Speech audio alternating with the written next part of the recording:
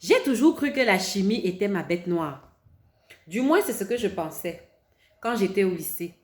Mes notes pour cette matière ne dépassaient pas 8 sur 20, moi faisant pourtant une série scientifique. Et pourtant, quelques années plus tard, quand je me suis retrouvée à l'université, j'ai eu la surprise de constater que mes notes pour cette même matière étaient plutôt devenues excellentes.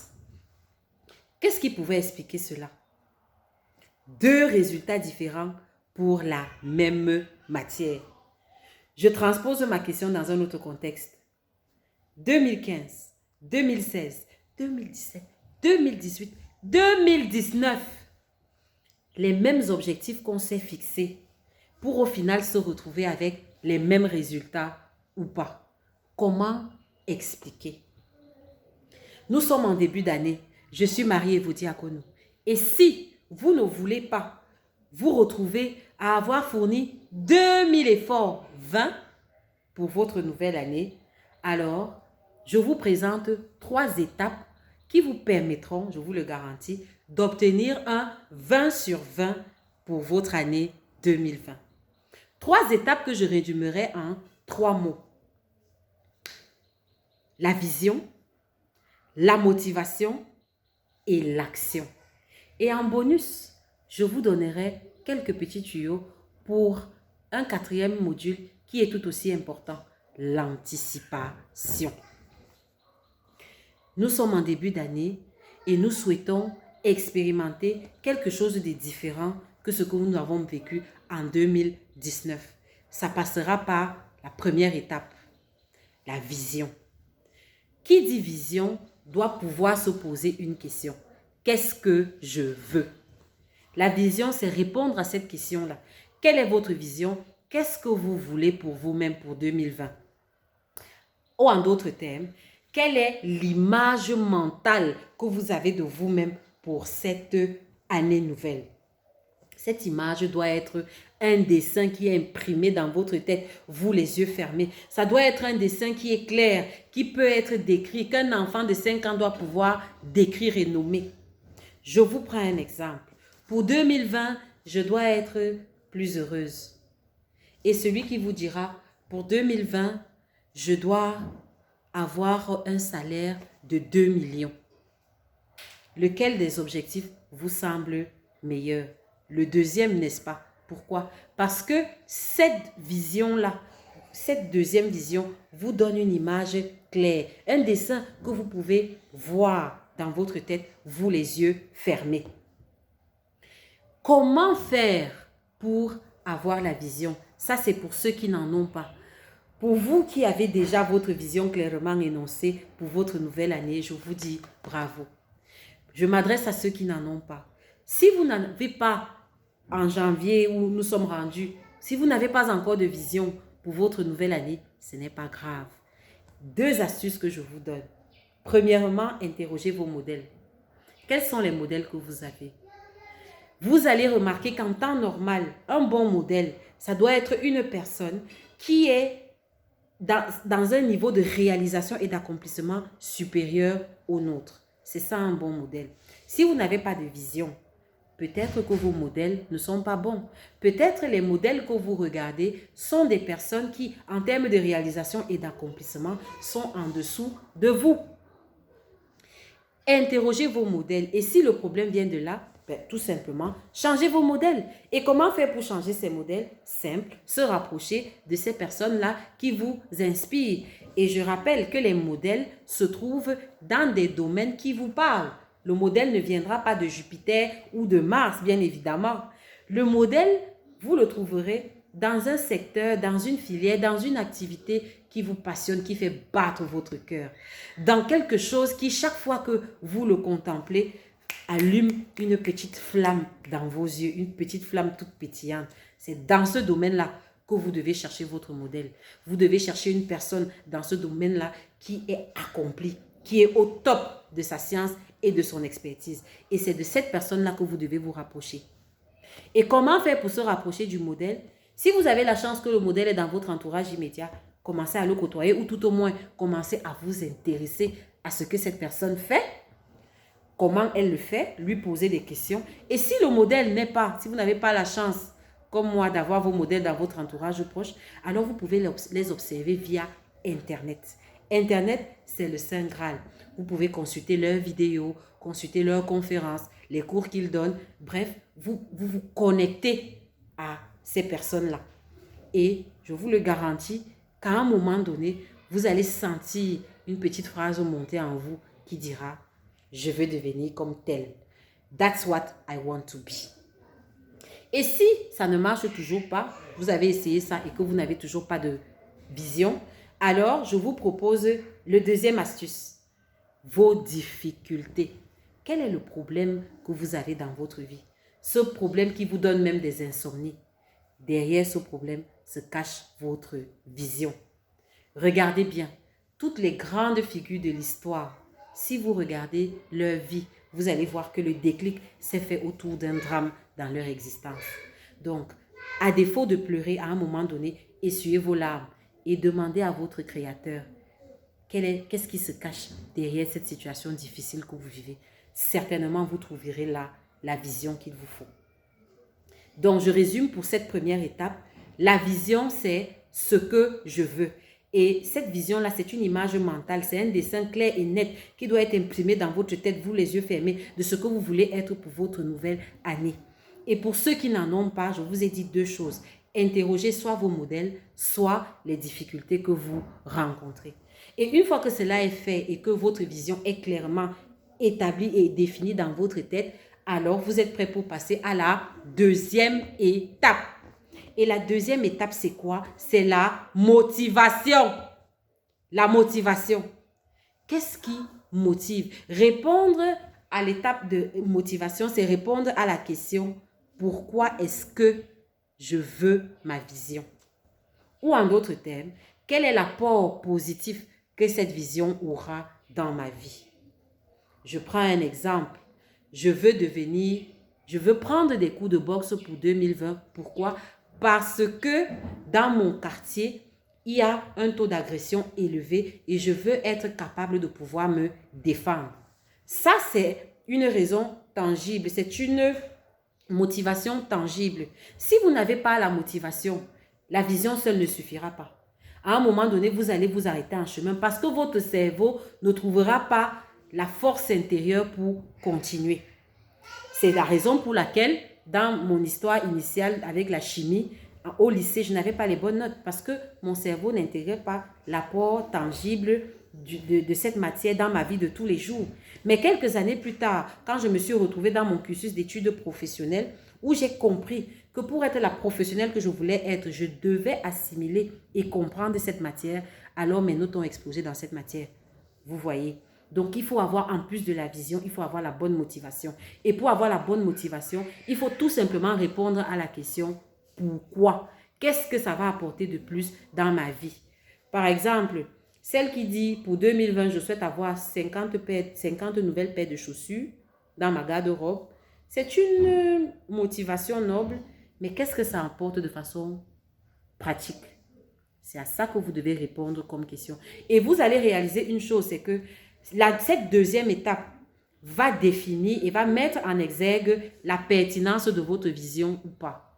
Si vous n'êtes pas capable de vous dire à vous-même pourquoi, quel est l'apport positif de votre vision dans votre vie, ça veut dire que peut-être il vous faut repartir au niveau de votre vision et la questionner à nouveau.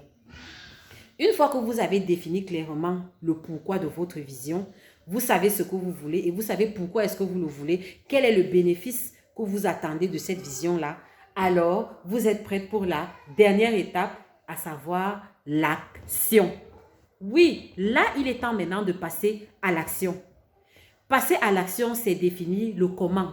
Je sais ce que je veux, je sais pourquoi est-ce que je le veux. Maintenant, comment je fais pour y arriver? Comment je fais pour y arriver? Eh bien, c'est tout simplement en se définissant des objectifs. Ces objectifs doivent être mesurables dans le temps. Si je dis vaguement que je dois être, je prends un exemple, je dois être, au terme de 2020, je dois être beaucoup plus cultivé, 5 ans pourront me trouver sur place.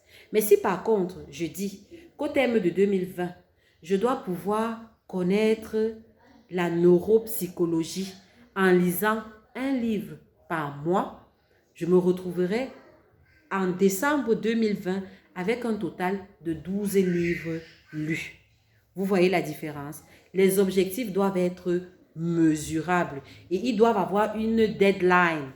Vous devez vous fixer un intervalle de temps. Cet intervalle de temps ne doit pas être long. Il doit être quantifiable dans le plus petit référentiel. Vous faites un intervalle. Dans l'exemple que je vous ai pris, par exemple, lire un livre. Je dois pouvoir lire un livre sur un mois. Maintenant, vous étalez sur les semaines. Lire un livre, vous prenez votre livre. Je dois lire quel livre?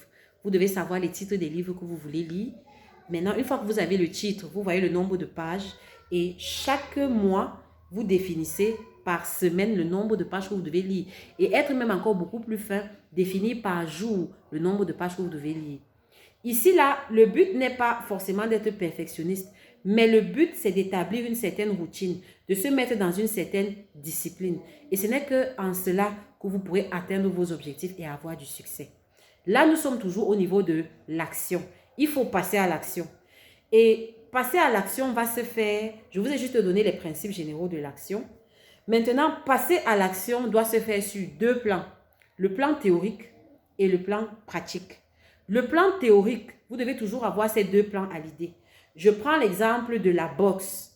Si mon objectif pour 2020, c'est d'apprendre la boxe, alors sur le plan théorique, je dois avoir tout ce qu'il y a comme règles, comme code de cette discipline, comme historique de cette discipline. Je dois me connecter à cela au travers des livres, au travers des vidéos, au travers des cours. Je dois avoir ça chargé, je dois me charger de cela. Ça, c'est la théorie. Et maintenant, je dois pouvoir corréler cette théorie à une pratique. Donc, je dois pouvoir m'inscrire, par exemple, dans un gymnase, avoir un coach, un entraîneur qui doit pouvoir me permettre de mettre en pratique les coups et les tactiques que j'ai apprises la veille. Ce n'est que comme ça que votre action sera pertinente et efficace dans le temps.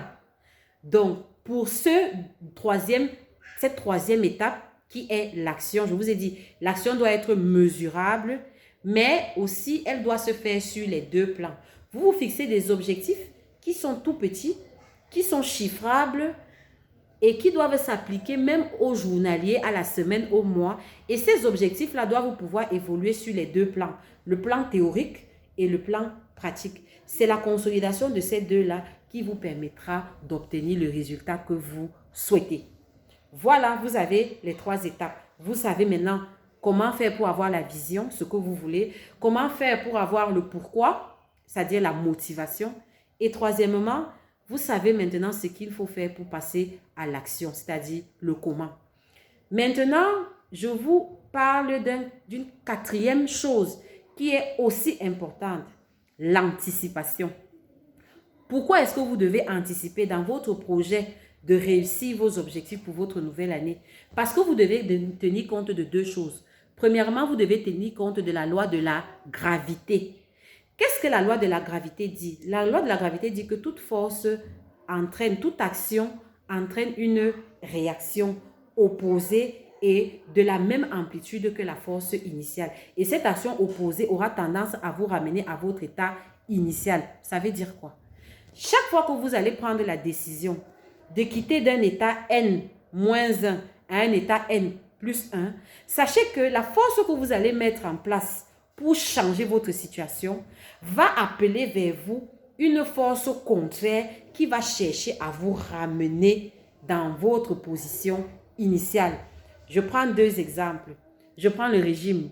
Pour les dames qui ont déjà essayé le régime, vous n'avez pas remarqué que pourquoi est-ce que c'est le jour où vous décidez de commencer votre régime que comme par hasard, au boulot, on prépare votre plat préféré? Ou alors, votre soeur vous invite dans votre restaurant préféré. Pourquoi c'est le jour où vous décidez? Cela obéit à la loi de la gravité. Je prends encore un exemple, le jeûne, pour ceux qui ont une activité spirituelle. Le jeûne, pourquoi c'est quand vous décidez de jeûner qu'on vous fait des propositions de plats que vous aimez? C'est la loi de la gravité. Et vous devez y être préparé parce que si vous n'êtes pas préparé, vous allez abandonner en milieu de chemin quand les difficultés vont commencer à se présenter. Vous devez vous préparer mentalement au fait que pour ce projet, par exemple, le cas que j'ai donné, moi ayant la vision pour 2020 d'apprendre la boxe, alors il y aura une force contraire qui va se lever. Peut-être ce sera ma maman qui va me dire que, mais maman, est-ce qu'une femme apprend la boxe? Tu as déjà vu combien de femmes boxeuses? Ça va même te donner quoi? Ça fait partie de la loi de la gravité. Et vous devez être mentalement préparé à cela. Ou bien alors arriver même au gymnase et trouver un entraîneur qui dit que moi je ne couche pas les femmes. Par exemple, vous voyez, ça fait partie de la loi de la gravité. Donc vous devez être préparé à ça et accepter ça. Et anticiper mentalement que quand ça va se présenter, voici comment je vais réagir. Deuxième des choses, vous devez tenir compte de la loi de la croissance. Je suis toujours dans l'anticipation. Une fois que vous avez établi votre vision, votre motivation et votre plan d'action, vous devez être dans l'anticipation. Vous devez anticiper la loi de la gravitation. Mais deuxièmement, vous devez anticiper la loi de la croissance. C'est quoi la loi de la croissance? La loi de la croissance dit que les changements lors des phénomènes de croissance, les changements ne sont tangibles et visibles qu'à partir d'un certain temps. Ils ne sont pas visibles au début. Je vous prends l'exemple d'une femme qui est enceinte. Une femme qui est enceinte ne verra pas immédiatement son ventre devenir saillant, avoir les rondeurs de grossesse. Non, ça va se faire à partir du deuxième et même pour certaines du troisième trimestre de grossesse. Donc, une femme peut passer devant vous dans son premier trimestre de grossesse et vous ne pouvez pas savoir qu'elle est enceinte. C'est la même chose quand vous êtes dans un processus de changement. Quand vous êtes en train de partir d'un état initial à un état avec une plus-value, vous devez être conscient du fait que les résultats ne vont pas se voir immédiatement. Et je vous prends encore un autre exemple, c'est l'exemple du régime pour celles qui en ont fait et qui en font. Le régime, quand vous commencez un régime alimentaire, un régime amaigrissant, vous n'allez pas dans le premier mois voir vos vêtements passer d'une taille 44 à une taille 38. Non. Les premiers résultats vont commencer à se voir à partir de la fin du deuxième mois, voire le troisième mois. Et c'est des résultats parfois qu'on méprise. C'est-à-dire que c'est des gens qui vont commencer à vous dire, mais tiens, c'est comme si tu as maigri. Et peut-être vous allez voir un ou deux vêtements, un ou deux pantalons qui commencent à vous aller. C'est comme ça. Et c'est la règle générale pour la vie.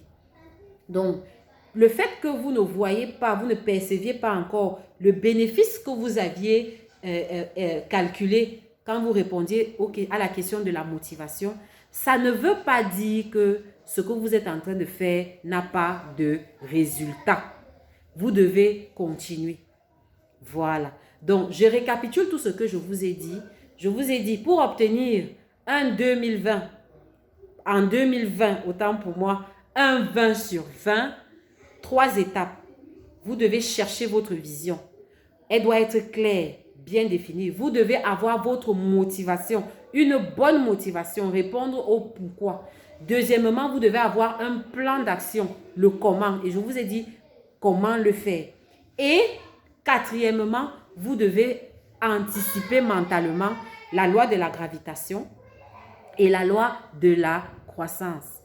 Et tout ce que je viens de dire, c'est des étapes en fait qui s'entremêlent. Mais les deux premières étapes sont vitales et cruciales à votre projet.